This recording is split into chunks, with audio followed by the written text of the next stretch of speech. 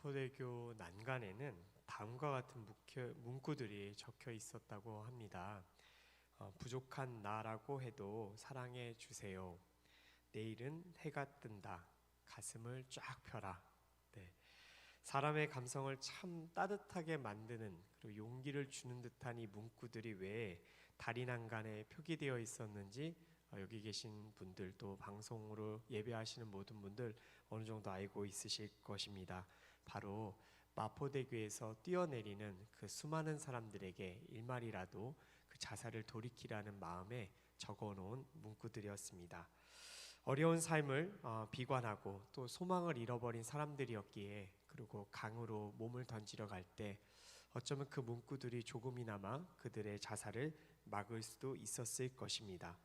사실 이와 같은 조치가 왜 일어났는가, 아까 전에 방금 이제 간증하셨던 형제님들 말처럼, 정규환 형제님 말처럼 한국은 지금 OECD 국가 중 자살률 1위라는 이 불명예를 안고 있는 나라입니다.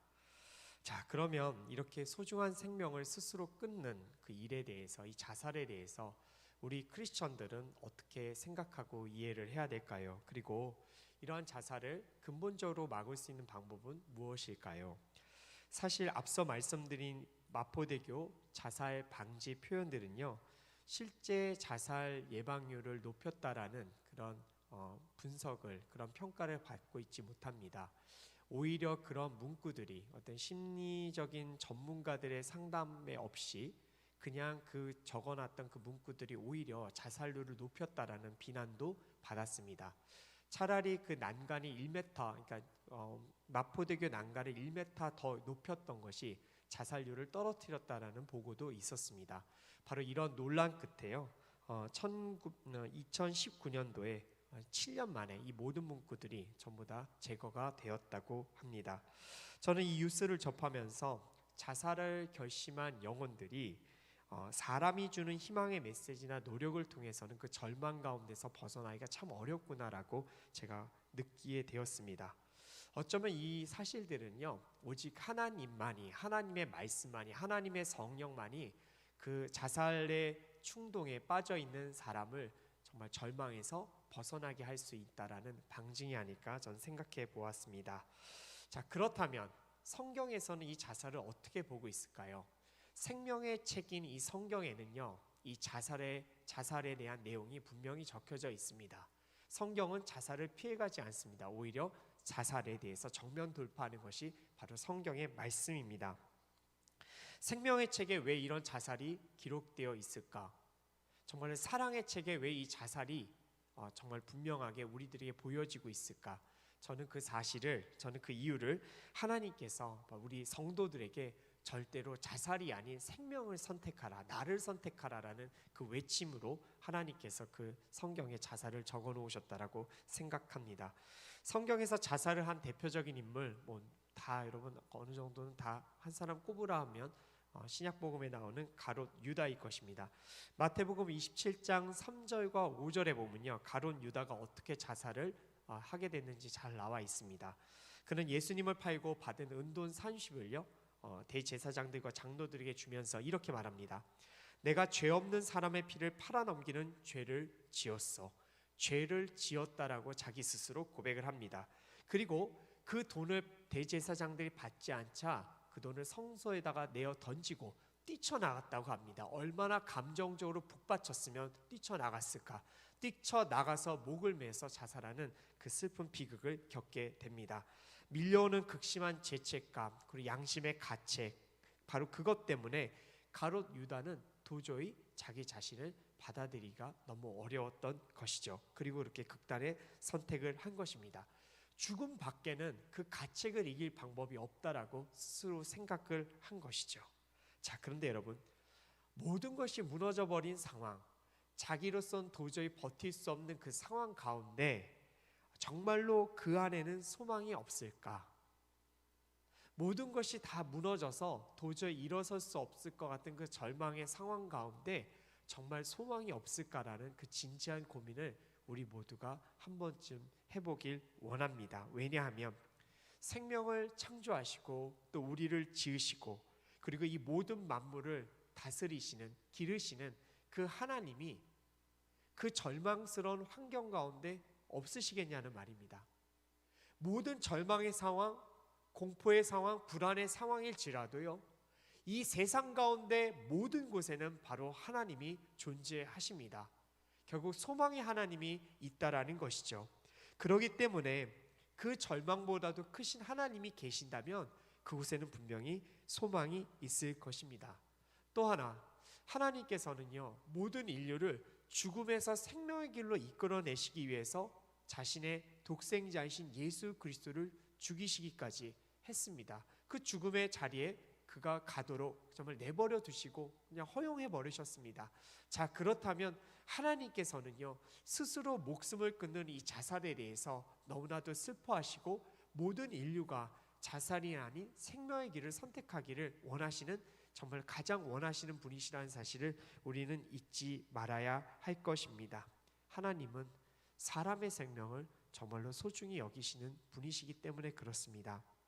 자, 그렇다면 하나님께서 한 생명을 얼마나 소중히 여기시는지 물론 성경의 곳곳에 나오지만 특별히 오늘 본문 중에 나오는 열왕기상 17장에 나오는 엘리야의 사건을 통해서 우리가 얼마나 하나님께서 생명을 존중히 여기시고 사랑하시는지를 우리가 보길 원합니다. 자, 엘리야, 그는 북이스라엘의 아합 왕 때 활동했었던 선지자였습니다. 그 아합 왕이요, 어마어마한 우상 숭배를 통해서 하나님의 땅을 더럽힐 때 바로 그를 대적해서 하나님의 심판을 경고했던 선지자가 엘리야였습니다. 자, 엘리야는요, 하나님의 말씀을 받고 그 땅에 정말 큰 가뭄이 일 것이다, 기근이 일 것이라고 아합 왕에게 경고를 하고 나옵니다. 대단했던 일이죠. 정말 알지도 못하는 한 선지자가 가장 최강의 권력을 갖고 있었던 그 북이스라엘의 아합 왕에게 그 경고를 했었다라는 것은 어마어마한 일이었습니다. 자, 그렇지만 악한 왕에게 당신의 잘못으로, 당신의 우상 숭배로 말미암아 이 땅에 기근이 될 것이고 가뭄이 될 것이라는 예언한 선지자를 어떤 왕이 살려두겠습니까? 의로운 왕도 그를 붙들어서 정말 입을 막게 하고 싶은데 하물며 사람 목숨 하나 파리 목숨처럼 여기는 아합 왕은요, 그 엘리야를 죽이고자 결정을 하죠. 자, 바로 그 엘리야를 보호하기 위해서 하나님은 엘리야를 사르밧이라는 시돈 지방 사르밧이라는 곳으로 피난케 합니다. 자, 그런데 재밌는 사실이 여러분 하나 있습니다. 뭐냐면요, 이 시돈이라는 곳이 어떤 곳이었는가? 악한 우상 숭배자 바로 이세벨의 고향이었고요, 바알 숭배의 원조가 되었던 땅이라고 합니다. 한마디로요, 가장 선한 선지자를 가장 악한 땅, 정말로 바알의 선지자들이 우글우글 거리고 우상 숭배가 정말로 넘쳐 흘렀던 그 땅으로 바로 엘리야를 보내신 것입니다. 여러분, 어찌 그런 땅에서 하나님께서 엘리야를 보호하실 수 있을까? 왜 못하시겠습니까? 능력의 하나님이시잖아요. 여러분, 하나님께서 그분의 옷자락으로 엘리야를 두르고 있는 상황이라면 가장 위험한 장소도 가장 안전한 장소가 될 수 있다는 것을 지금 우리들에게 보여주고 있는 것입니다. 사랑하는 청년 여러분, 하나님만 계시면 절망의 장소도 위험의 장소도 가장 이 세상에서 안전한 장소가 될 수 있다는 사실을 오늘 이 말씀을 통해서 정말 여러분들 모두가 각인하셨으면 좋겠습니다. 혹시 지금 삶의 환경이 너무나 견디기가 어렵고 너무나 힘이 들어서 빨리 빠져나오고 싶은데 정말로 직장과 또 여러 가지 생계의 문제, 또 여러 관계의 문제 때문에 그 곳에서 나오지 못해서 발버둥치고 있는 청년들이 있다라면, 물론 그곳에서 나와야 할 때는 나와야 할 것입니다. 그러나 가장 먼저 해야 될 것은 무엇인가? 하나님, 이 죽을 것 같은 환경 가운데 주님 임재하여 주시옵소서. 사랑의 하나님, 나를 사랑하시는 하나님, 이 환경 가운데서 당신의 옷자락으로 저를 덮어 주시옵소서라는 믿음의 고백이 먼저 터져 나와야 할 줄 믿습니다.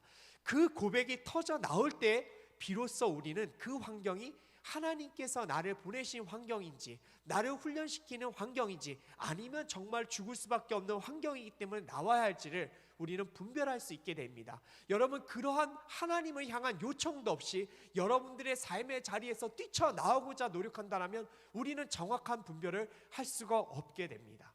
사랑하는 청년 여러분, 먼저 엘리야처럼 하나님의 옷자락으로 두를 수 있도록 정말 두름 받기를 여러분들이 간절히 원하시고 여러분들이 있는 곳이 어쩌면 가장 안전한 장소라는 믿음을 갖고 오늘 한번 하나님 앞에 그렇게 기도했으면 좋겠습니다. 소망의 하나님이 임하시면 절망의 환경은 바뀌게 되어 있지요. 자, 그런데 궁금한 점이 하나 있습니다. 자, 왜 하나님은요 그 많은 피난처가 있음에도 불구하고 특별히 바로 우상 숭배의 땅, 바로 바알 숭배의 원조인 바로 이 땅에 엘리야를 보냈을까? 자, 이 해답이 바로 9절 말씀에 나옵니다. 자, 9절 말씀을 제가 자막을 통해 읽도록 하겠습니다. 너는 일어나 시돈의 사르밧으로 가서 지내라.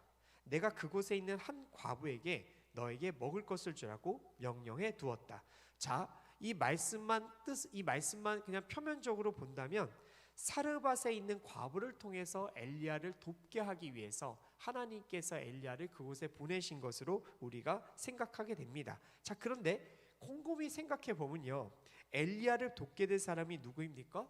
부자입니까? 유력자입니까? 아닙니다. 과부예요.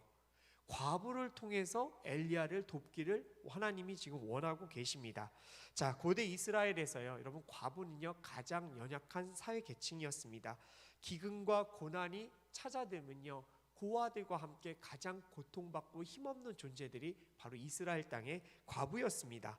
그런데 그 과부를 통해서 고난과 위험에 빠져 있는 지금 엘리야를 돕겠다니 뭔가 상식적으로 말이 맞지 않는 것 같습니다. 자, 그런데 말씀을 더 읽다 보면요, 하나님께서 왜 엘리야를 그녀에게 보냈는지 더 구체적인 그 이유를 알 수 있게 됩니다. 바로 이것이 10절부터 12절까지 말씀인데요, 자막을 통해 보시도록 하겠습니다. 엘리야는 일어나 사르밧으로 갔습니다. 엘리야가 성문에 다다르자 과연 한 과부가 그곳에서 나뭇가지들을 줍고 있었습니다. 엘리야가 그 여인을 불러 말했습니다. 목을 축이게 그릇에 물 좀 떠다 주시오. 과부가 물을 가지러 가려고 할 때 엘리야가 그녀를 불러 말했습니다. 빵도 좀 주시오. 그녀가 대답했습니다. 당신의 하나님 여호와께서 살아계심을 두고 맹세하는데 제게 빵은 없고 통에 밀가루 한 줌과 병에 기름이 조금 있을 뿐입니다. 제가 나뭇가지를 주어 집에 가서 저와 제 아들을 위해 음식을 만들어 먹고는 죽을 생각이었습니다. 아멘. 자, 그렇습니다. 극심한 가난과 기근 때문에 그 과부는 죽을 마음, 즉 자살할 마음을 품고 있었습니다. 상황을 보면요, 분명히 과부 혼자 죽지 않았을 거예요. 여러분, 어머니 입장에서 내가 자살을 하면 저 아들은 어떻게 될까 걱정 안 했겠습니까? 그래서 아마도 그녀는요, 자기가 죽고 세상을 떠나면 돌아볼 사람이 없는 그 아들까지 같이 죽이고 자기도 죽으려고 동반 자살을 꿈꾸었을 것입니다. 사랑하는 여러분, 이런 절망을 느껴보신 적이 있으십니까?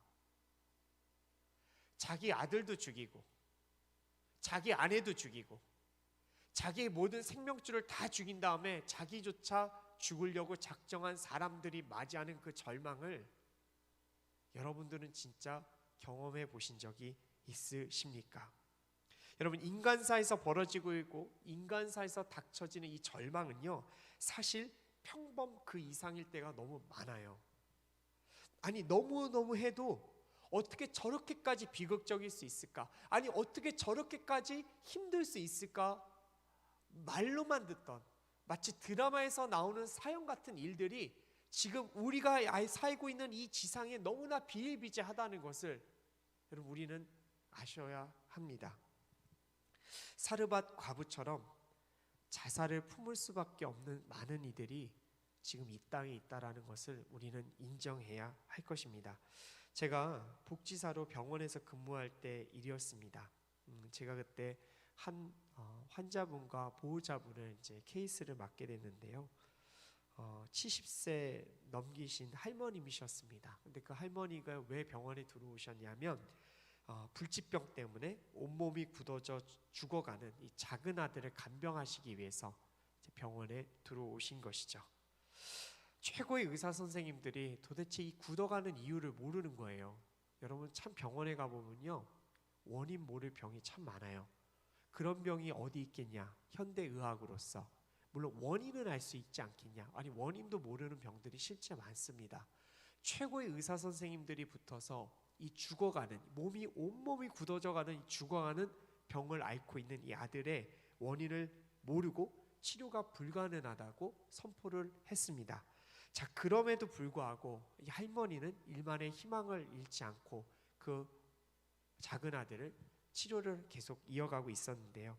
남편분은 돌아가셨습니다. 그리고 큰아들이 있었는데요. 큰아들은요 거의 폐륜아였습니다. 죽어가는 동생은 아예 남몰라 해버리고요. 할머니에게 있었던 그 작은 재산조차도 빼앗으려고 발악을 하면서 할머니에게, 어머니에게 덤벼들고 있는 정말로 폐륜아였습니다. 그런데 그 할머니는요 어느 정도 심각한 상황이었냐면요, 혈액암과 대장암에 걸리셔서 항암 치료를 받고 있는 할머니셨어요. 70세 어르신이 항암 치료를 받고 있고요, 대장암 때문에 장을 절제해서 여기 옆에 변주머니를 차고 다니시는 할머니셨어요. 제가 여러분 이 어르신이 기억할 때마다, 이 어르신이 정말 수년이 지나고 기억할 때마다 느끼는 게 뭐냐면요, 사람의 상황이 어떻게 저렇게까지 절망스러울 수 있을까, 어떻게 저렇게까지 힘들 수 있을까라는 그 생각이 정말 지금도 잊혀지지 않고 들곤 합니다. 차라리 죽음을 선택하고 이 고통 잊고 싶었던 것이 자연스러운 사람의 마음인지도 모르겠습니다.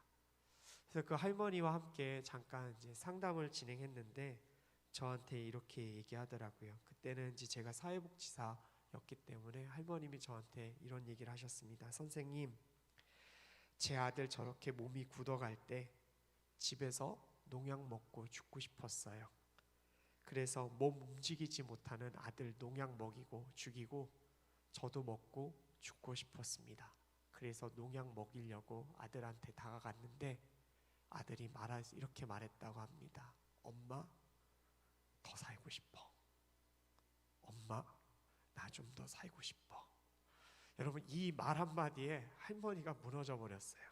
농약 집어던지고 살고 싶다라는 그 아들의 그 소망 하나 붙들고 자살을 하겠다는 만 버리고 죽을 힘을 다해서 그 아들의 치료에 매진을 했습니다. 지금 죽음을 결심한 그 과부에게 필요했던 거, 이 소망함이었을 것입니다. 살겠다라는 소망, 살고 싶다라는 소망. 여러분, 이 소망이 도대체 누구에게로부터 올 수 있을까요? 바로 하나님은 엘리야를 통해 이 사르밧 과부에게 이 소망을 전하고 싶었던 것이죠. 왜요? 그 한 생명이 너무나 소중했기 때문에 그렇습니다. 자, 그렇다면 자살을 결심한 과부에게 하나님께서는 엘리야를 통해 그녀를 어떻게 자살에서 건져내시는지를 말씀에서 좀 보고자 합니다. 첫 번째 13절에서 하나님은요, 자살을 결정했던 그 과부에게 이렇게 얘기합니다. 두려워하지 말라라고 말씀을 하십니다. 자살을 앞둔 과부에게요, 하나님이 만약에 나타나셨더라면 어쩌면 당연히 이렇게 얘기하셨을지 몰라요. 죽지 말거라, 자살하지 말거라, 자살하면 안 된다, 이렇게 직접적으로 말씀하시는 것이 맞을지도 몰라요. 그런데 하나님은 그렇게 얘기하지 않으셨어요.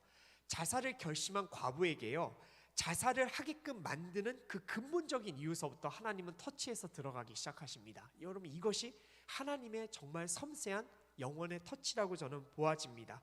여러분, 태산처럼 몰려오는 쓰나미를 본 적 있습니까? 여러분, 쓰나미는 바닷물이 아니에요. 여러분, 쓰나미는요, 맑고 정말 깨끗한 바닷물이 아니에요. 완전히 진흙으로 범벅된 갯벌이 밀려오는 거나 마찬가지예요. 여러분, 그 쓰나미를 마주한 사람은 얼마나 두렵겠습니까? 저는 영상으로만 봐도 너무나 두렵더라고요. 여러분, 쓰나미에 닥친 영혼은 빠져나올 수가 없어요. 수영이 불가능해요. 진흙 속에 파묻혀서 죽을 수밖에 없는 것이죠.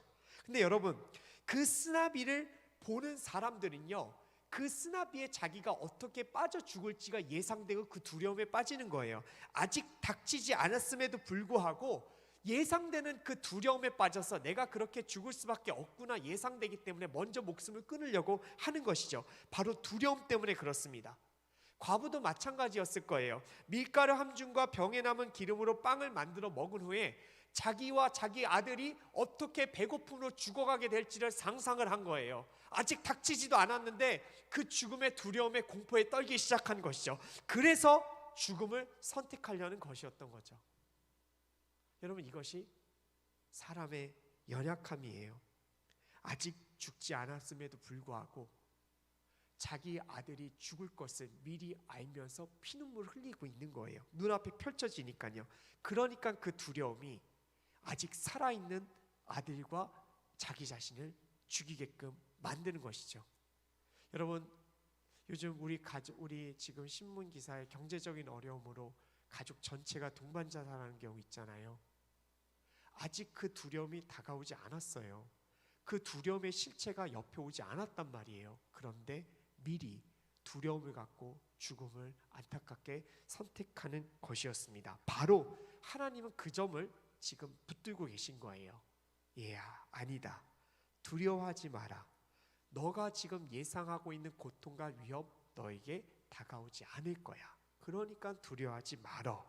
여러분, 엘리야를 통해서 전해진 이 한마디, 두려워하지 마라.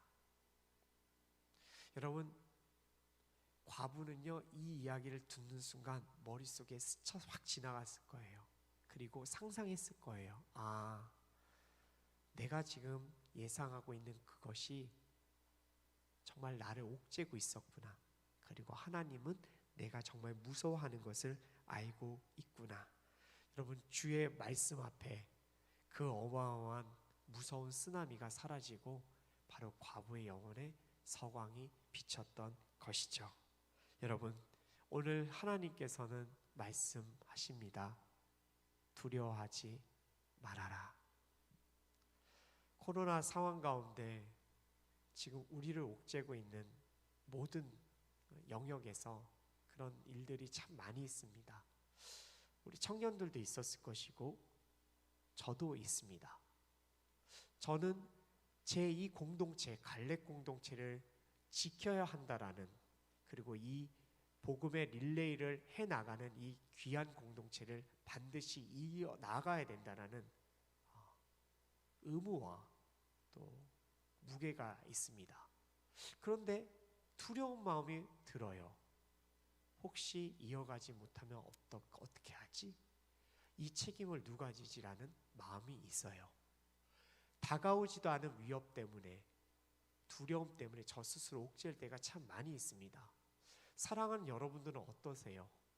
코로나 때문에 아직 다가오지 않은 일들 때문에 혹시 두려워하고 있지는 않으십니까? 오늘 능력의 하나님께서 말씀하십니다. 두려워하지 말어. 괜찮아. 내가 지켜줄 거야. 여러분, 저와 여러분 모두 이 음성을 갖고 다음 한 주를 살아가셨으면 좋겠습니다. 주님께서 우리를 지켜주시기 때문입니다. 두 번째로 하나님께서 과부에게 하신 말씀은 무엇이었는가? 너가 의지하고 있는 모든 것을 송두리째 버려라. 지금 너가 의지하고 있는 모든 것 다 배설물로 여기고 버리라라고 말씀하십니다. 13절 말씀 보도록 하겠습니다. 엘리야가 그에게 말했습니다. 두려워하지 마시오. 가서 당신이 말한 대로 하되 먼저 그것으로 나를 위해 조그만 빵 한 개를 구워 주시오. 그리고 나서 당신과 당신 아들을 위해 먹을 것을 만드시오. 엘리야의 요구를 보십시오. 되게 야박한 것 같습니다. 비정해 보입니다. 배고픈 과부와 아들 먹을 빵을 자기한테 달라고 합니다. 아마도 그 사르밧 과부 주변의 이웃들이 이 소리를 들었더라면 아마 엘리야에게 돌 던졌을 것이에요. 아니 도대체 하나님이 어떻게, 하나님의 사람이 어떻게 그럴 수 있습니까? 너무 비정한 건 아닙니까? 라고 아마 그렇게 돌을 한번 던지고 욕도 했을 것 같습니다. 자, 그런데 여러분, 생명의 하나님께서 정말로 그들의 마지막 먹을 것을 빼앗는 분이시겠습니까? 절대 아니죠. 하나님은 지금 과부가 의지하고 있는 마지막 희망이라고 믿고 있는 모든 것들을, 부질없는 것 다 버리고 바로 나를 잡으라라고 말씀하십니다. 여러분, 왜냐하면요, 사람은요 자기가 갖고 있는 희망을 다 버려야 하나님을 붙드는 존재이기 때문에 그렇습니다. 여러분, 왜 복음서에서 수많은 사람들이 예수님께 나온지 아세요? 여러분, 왜 수많은 복음서에서 정말 주님 앞에 나와 무릎 꿇을 수 있는, 왜 무릎을 사람들이 꿇었냐는 거예요. 그들이 하나님의 능력을 믿었기 때문에. 맞습니다. 그들이 하나님의 능력을 믿었기 때문에 그래요. 그런데 더 근본적으로는 여러분, 저는 이렇게 믿고 있어요. 왜냐? 그들은 할 수 있는 시도를 다 해봤던 거예요. 자기 자녀와 자기 아들, 딸을 정말 불길로 물길로 던져버리는 그 귀신을 쫓기 위해서 가진 노력을 다했지만 실패해봤고요. 혈루병 걸린 여인은 12년 동안 좋은 의사들을 다 찾아다니면서도 그 병을 고치지 못했고요.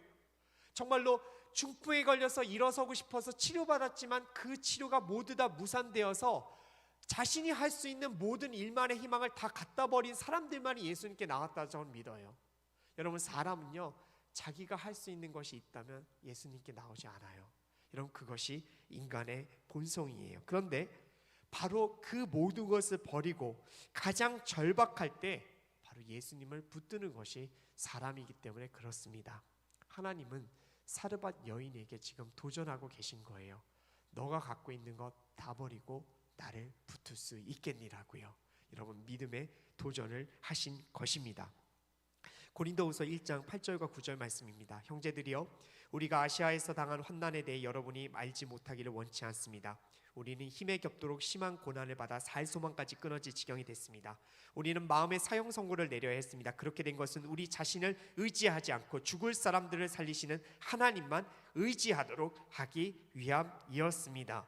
살 소망이 끊어지고, 그리고 살 소망이 끊어져서 마음의 사형 선고가 내려져야 여러분, 어쩌면 우리의 영혼은 하나님을 붙들 수 있는 존재인 것을 우리는 말씀이 증언하고 있습니다. 사랑하는 여러분, 혹시 지금 이런 거룩한 도전을 받고 있는 분들이 있으십니까? 머리로는 그걸 이해할 수 있을 것 같아요. 하나님이 나에게 지금 내가 의지하는 거 다 버리라고 이야기하고 계시는구나. 그런데 여러분, 그 도전을 수용하는 것은 참 마음 아픈 일입니다. 너무나도 어렵습니다. 하나님, 차라리 그 도전 안 주셨으면 좋겠어요. 그 도전 받지 않고 그냥 이 시간을 흘러갔으면 좋겠어요 라는 것이 여러분, 사람의 본성이죠. 그런데 우리 하나님은 우리를 그냥 내버려 두지 않으십니다. 영적인 업그레이드를 위해서, 그리고 그분의 목적을 위해서 우리를 그렇게 다스리시고 깎아내실 때가 있습니다. 자, 그렇다면 그 고난을 우리는 세상의 도전이 아닌 하나님의 사랑과 믿음의 도전이라고 받고, 정말로 우리가 그 한계를 넘어보고자 돌파구가 없을 것 같은데 하나님은 저에게 자꾸 그 돌파구를 마련해 보다라고 끊임없이 말씀해 주시고, 주변에 창의적이고 놀라운 아이디어를 갖고 있는 동역자들을 통해서 저에게 그 방법을 자꾸 생각하고 실천해 보라고 도전하고 계십니다. 괴로워요. 그냥 하던 대로 살고 싶은데, 그냥 하던 대로 그냥 목회하고 싶은데 하나님이 저를 가만 놔두지 않으십니다. 여러분, 얼마나 힘이 드냐면요, 설교 준비를 하는데 다른 공동체에서 요런 거 한다라는 소리가 들을 때마다 그냥 귀가 솔깃해서 귀가 뻥 뚫려서 그거 받아 적고 있어요. 몰래. 너무 힘이 들어요. 그런데 이 힘듦을 통해서 하나님은 저에게 말씀하고 계세요. 성도가 단 한 명이고 성도가 아예 없어도 너 스스로 목회를 할 수 있는 역량을 한번 갖춰봐. 이 교회를 지킬 수 있지 않겠니다라는 도전함을 주고 계세요. 살아가는 여러분들은 지금 어떤 도전을 받고 계십니까? 새로운 것을 배워야 한다는 도전을 정말 도전받고 계세요? 내가 갖고 있는 모든 커리어를 다 버리고 전혀 새로운 영역을 도전하게끔 지금 하나님이 이끄시고 계십니까? 심지어 컴퓨터 프로그래머가 아닌데 코딩을 배우라고 혹시 하나님께서 이렇게 제안하고 있지는 않으십니까? 여러분, 이 모든 것을 하나님께서 우리가 갖고 있는 모든 걸 내던져 버리고 바로 나를 선택하라는 도전을 한번 받아보시고 2021년도를 한번 살아가 보신다면 여러분, 우리에게는 소망이 있습니다. 저도 여러분, 이 갈렙 공동체라는 제게 맡겨주신 이 사명을 지켜내기 위해서 지금 끊임없이 노력하고 도전하고 변화되려고 합니다. 여러분들도 한번 그 노력으로 우리 같이 2021년 한번 살아가 봤으면 참 좋겠어요. 그리고 2021년 12월에 다시 한번 하나님께서 우리를 도우셨다라는 믿음의 고백을 하길 원합니다. 자, 마지막으로 하나님께서 과부의 자살을 막으시기 위해 하나님이 말씀하신 것은 무엇인가?